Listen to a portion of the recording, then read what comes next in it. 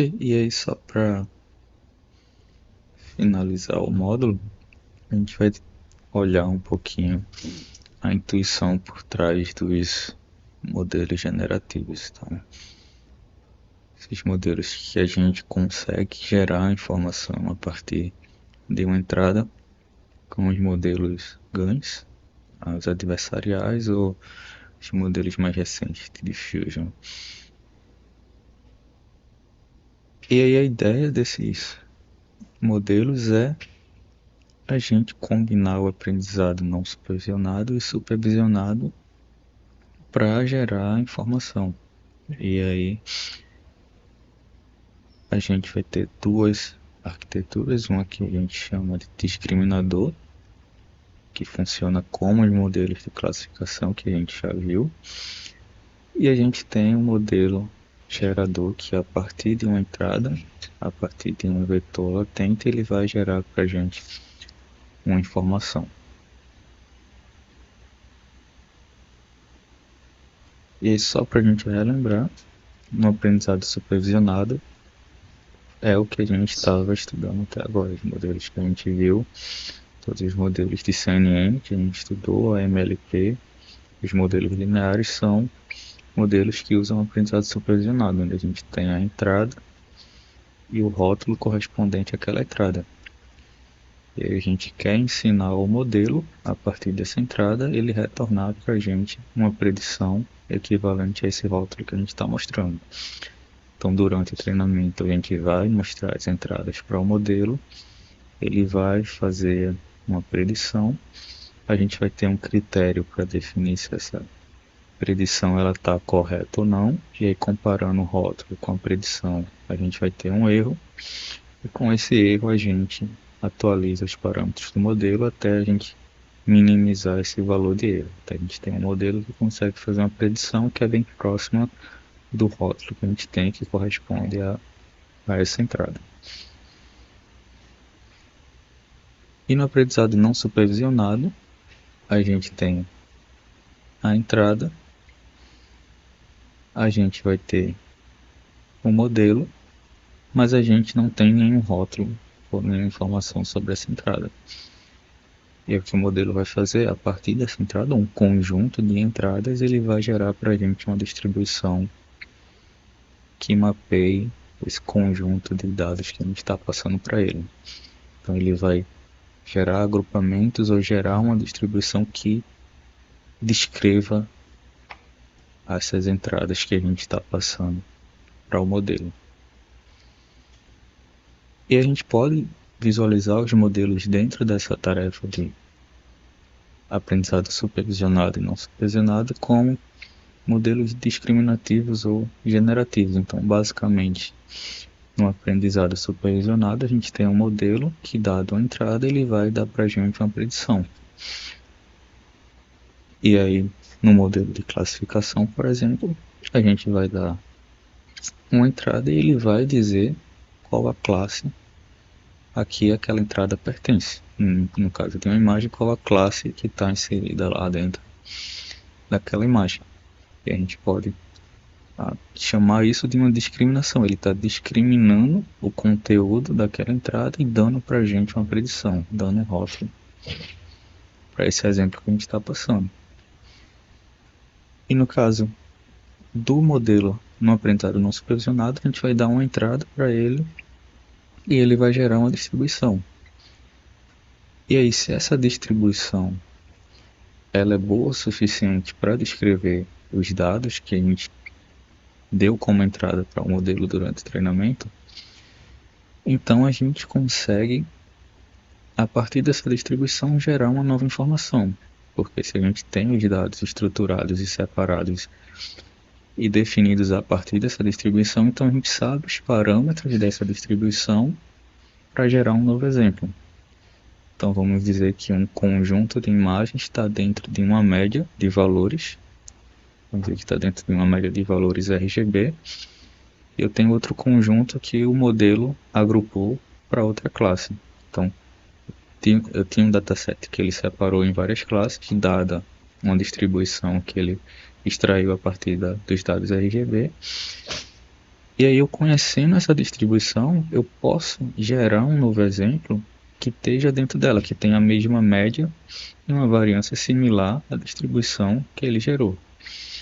E é por isso que a gente pode denominar esses modelos de modelos generativos, porque a gente conhecendo a distribuição, a gente sabendo como os dados eles se comportam, a gente pode tentar simular novos exemplos a partir dessa informação. E existem vários modelos generativos, não só de Deep Learning, mas, por exemplo, a gente tem um modelo de Bayes, um modelo de mistura de gaussianas, que eles vão aprender a distribuição dos dados que a gente está passando de entrada. E uma vez que a gente tem esses dados agrupados e distribuídos dentro de uma média conhecida, a gente pode gerar novos pontos aqui, gerando novos exemplos que vão estar ainda dentro dessa distribuição. E aí, dentro do contexto de Deep Learning, a gente tem vários modelos que estão dentro dessa característica de modelos generativos, como os Variational Autoencoders, que vai gerar uma representação intermediária para um conjunto de imagens dado uma média em uma variância. E a gente tem os modelos adversariais, as GANs. E aí, como vai funcionar esses modelos geradores? Então, a gente tem um modelo generativo, a gente está no contexto generativo, a gente quer gerar um novo exemplo com um modelo gerador. Então, a gente vai ter um modelo e a gente vai passar para ele um vetor aleatório como entrada. E aí, a partir desse vetor aleatório, a partir de um ruído, o modelo ele vai gerar para a gente um novo exemplo que esteja dentro, que esteja mapeado a partir desses valores aleatórios que eu passei para ele. E esse valor aleatório, a gente chama de variável latente ou espaço latente, é a representação que o modelo usa para gerar um novo exemplo. Então, se a gente olhar no caso das redes convolucionais que a gente estava utilizando, ela tem um conjunto de convoluções que vai transformar os dados em features, e essas features vão ser usadas para fazer a classificação. Da mesma forma, eu posso passar uma entrada aqui para um conjunto de camadas, uma arquitetura que vai fazer a codificação e gerar uma representação intermediária para essa entrada. E o espaço latente geralmente é uma representação que vai comprimir a entrada, ou vai reduzir o espaço de características para uma dimensionalidade menor. Então, esse é o espaço latente, é uma representação intermediária da nossa entrada que a gente pode utilizar para ou diminuir a dimensionalidade ou para tentar recuperar alguma outra informação ou gerar alguma outra informação. E aí, se a gente tem esse conjunto de parâmetros bem definido e bem conhecido, o modelo ele pode inferir informações a partir desse vetor para gerar um novo exemplo. Então, vamos dizer que eu quero um novo exemplo a partir de uma média x, e aí o modelo vai usar essa média x para gerar um exemplo dentro dessa distribuição que eu estou tentando replicar. E aí as redes generativas adversariais usam essa ideia de modelos geradores. Então, eu vou ter um modelo trabalhando de forma não supervisionada, que vai ter um ruído, vai receber um ruído, um vetor latente, e vai gerar uma informação a partir desse vetor. E eu vou combinar isso com um aprendizado supervisionado usando um discriminador para saber se essa imagem que eu estou passando para o discriminador ela é real ou não. Então, eu vou ter um dataset com imagens reais, e eu vou passar para o discriminador e ele vai dizer para mim se essa imagem é real ou é fake. E as imagens fake são imagens vindas do nosso gerador. O gerador vai gerar a imagem e a gente vai passar aleatoriamente uma imagem real ou uma imagem do gerador, para o modelo discriminar se ela é real ou não. E aí o objetivo disso é: a gente tem um gerador que está gerando informações fakes, informações sintéticas. Então o objetivo desse gerador é confundir o discriminador, é gerar uma representação tão boa que ele se pareça com a informação real. E aí o discriminador ele não vai conseguir discriminar se essa imagem gerada ela é real ou não. Então esse é o objetivo do gerador. Por outro lado, se o gerador não estiver bom, não está gerando, o discriminador vai tentar melhorar o gerador a partir disso. Ele vai estar dizendo as imagens são fakes, vai estar passando o erro para o gerador e o gerador vai tentar melhorar com base nessas predições do discriminador. E aí, a ideia é que, com melhor seja o gerador, a gente também vai melhorando o discriminador. Ele vai conseguindo capturar características dessa geração para discriminar se as imagens elas são reais ou não. E o objetivo disso é a gente parar quando a gente tiver um gerador que estiver confundindo suficientemente o discriminador a partir de um número X de probabilidade. Então, 50% das vezes o discriminador está errando a classificação, então já tenho um gerador que gera imagens suficientemente boas que está sendo confundida com as imagens reais. E aí nesse processo, basicamente é um jogo de quem está tentando ser melhor que o outro. Então o discriminador está tentando ser melhor que o gerador e o gerador está tentando ser melhor que o discriminador. E aí a gente otimiza o discriminador normalmente com o cross-entropy. Então ele vai dizer para a gente se a classe é 1 ou 0. Então se é 1 é um exemplo real ou se é 0 é fake. E a gente quer minimizar o erro do discriminador. Então a gente quer acertar quando a imagem é real, dizer que ela é real, e quando a imagem for fake, dizer que ela vem do nosso gerador. Então a gente quer minimizar o erro aqui com as predições do discriminador. E aí, por outro lado, no gerador, ele vai processar o ruído e vai gerar um exemplo G de Z. Então, a partir de Z, ele vai gerar um novo exemplo X'. E aí Z vai ser gerado a partir de uma distribuição, a nossa variável latente. E nesse caso, a gente quer maximizar o cross-entropy quando y é igual a 0, quando ela for fake. Então, quer maximizar o erro do discriminador. E aí, quando y for igual a 0, a gente quer maximizar essa predição do discriminador. Ele não dizer que o exemplo é fake. E minimizar a predição para quando ele diz que o exemplo é real. Então a gente quer conseguir confundir o discriminador D para quando a gente passar o exemplo sintético X', o discriminador dizer que esse exemplo é real, que ele é 1. E aí a loss total vai ser a soma, onde a gente quer minimizar o erro de D, mas quer maximizar esse erro com os exemplos de G. E a gente maximiza esse erro aqui, com base no